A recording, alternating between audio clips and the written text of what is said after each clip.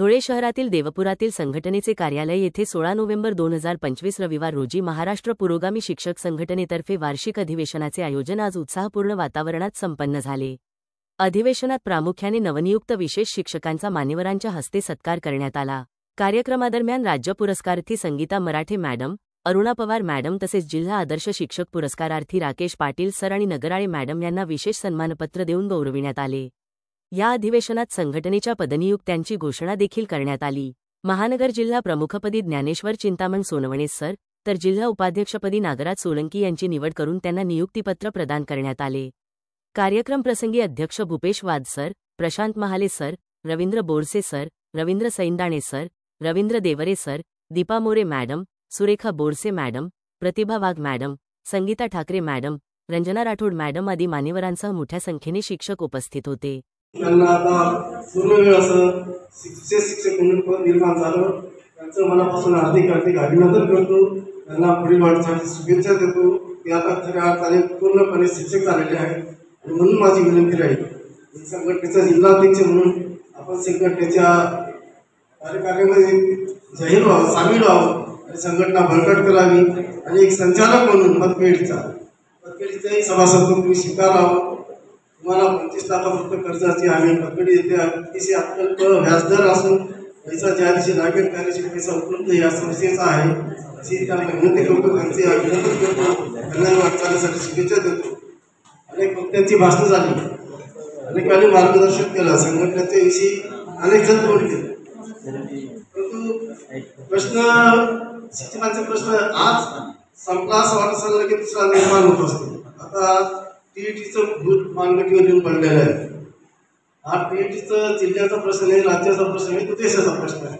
Supreme कोर्टाने टीईटीला निकाल दिला की सगळ्या शिक्षकांना टीईटी कंपल्सरी आहे, सगळ्या ठिकाणी आंदोलन चालू आहे। परंतु कोर्टाचा आदेश असल्यानंतर आपण शास्त्राविरुद्ध लढाई करून काय उपयोग नाही आणि म्हणून त्याच्या विरुद्ध अनेक शिक्षक संघटना कोर्टात, सुप्रीम कोर्टात पुनर्विचार याचिका दाखल करत आहेत। मित्रांनो, सांगायचं हे सगळं आपल्याला माहिती आहे। सांगायचा उद्देश असं, संघटना लढत असताना, संघटना काहीतरी मागणी मागत असताना, पुनर्विचार याचिका दाखल करत असताना 4.5 लाख शिक्षकांनी राज्यातील 4.5 लाख शिक्षकांनी टीईटीचा अर्ज केला आहे, ते परीक्षा देणार आहे। शासन म्हणेल, सुप्रीम कोर्ट म्हणेल, तिथे 10 लाख शिक्षकांपैकी जर 4.5 लाख लोक परीक्षा देत आहेत, त्यांना अडचण नाही, मग तुम्हाला काय अडचण आहे? सांगायचं उद्देश असा, शिक्षकांनी कुठेतरी थांबलं पाहिजे, संघटनेवर विश्वास ठेवला पाहिजे। संघटना आपल्याशी लढते, थोडंसं वेळ थांबा ना। तुम्ही सरळ फॉर्म भरतात, परीक्षा देतात, त्यांना खरं वाटतं की नाही शिक्षकांची मानसिकता आहे पण संघटनेवाले यांना द्यायची नसते परीक्षा म्हणून जे लढतात, बाकी इतर सर्वसामान्य शिक्षकांना त्याची पडली नाही, असाच प्रकार होत असतो। त्यामुळे माझी विनंती राहील, शिक्षक संघटनेवर थोडासा विश्वास आपण ठेवला पाहिजे। जिल्ह्यातील अनेक प्रश्न आहेत। आता 12 वर्षाची चट्टोपाध्याय वेतन श्रेणी, 24 वर्षाची निवड श्रेणी, अनेक दादा आणि 24 वर्षाची निवड श्रेणीचं प्रशिक्षण पूर्ण केलं आहे। त्यांचाही लाभ आपल्याला द्यायचा आहे। जे मागचं प्रशिक्षण झालेलं आहे त्यांचं निवड श्रेणी प्रस्ताव मंजूर झाले, त्यांनाही लाभ देण्याच्या संदर्भात आता लवकरच आपण संघटनामार्फत निवेदन वगैरे देऊ आणि त्यांचा पाठपुरावा करू।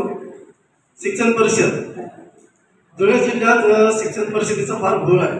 आता या महिन्यात शिक्षण परिषदेला पत्र निघालं,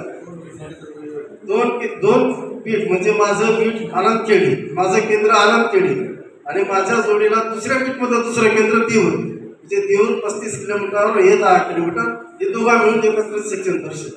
कसं नियोजन म्हणजे पहिल्यांदा केंद्रस्तरीय शिक्षण परिषद व्हायची, आता पीठस्तरी घेतली, आता पीठस्तरी करून वेगवेगळ्या गटातील 2 शाळा एकत्र करून 2 केंद्र एकत्र करून शिक्षण परिषद घेतली। असा हा प्रकार महाराष्ट्रात धुळे जिल्ह्यात होत आहे। 2 दिवस चाललेली शिक्षण परिषद, त्यांचा उद्देश असा की शाळेच्या मुलांचं विद्यार्थ्यांचं नुकसान होईल, परंतु तुम्ही छातीवर हात ठेवा, मी छातीवर हात ठेवतो, खरंच 1 दिवस जे नुकसानाचं ते 1 दिवसावर थांबतं का 2 दिवसावर गेलं, विद्यार्थ्यांचं 2 दिवस नुकसान होतं, कारण अर्धे दिवस जातात, अर्धा मुलं बाहेर असतात। त्यामुळे आपण संघटनेच्या वतीने मागणी करणार आहोत की केंद्रस्तरीय शिक्षण परिषद चालू ठेवावी आणि पूर्वीप्रमाणेच तशा प्रकारच्या शिक्षण परिषद व्हाव्यात, यासाठी आपण पाठपुरावा करणार आहोत। त्याचप्रमाणे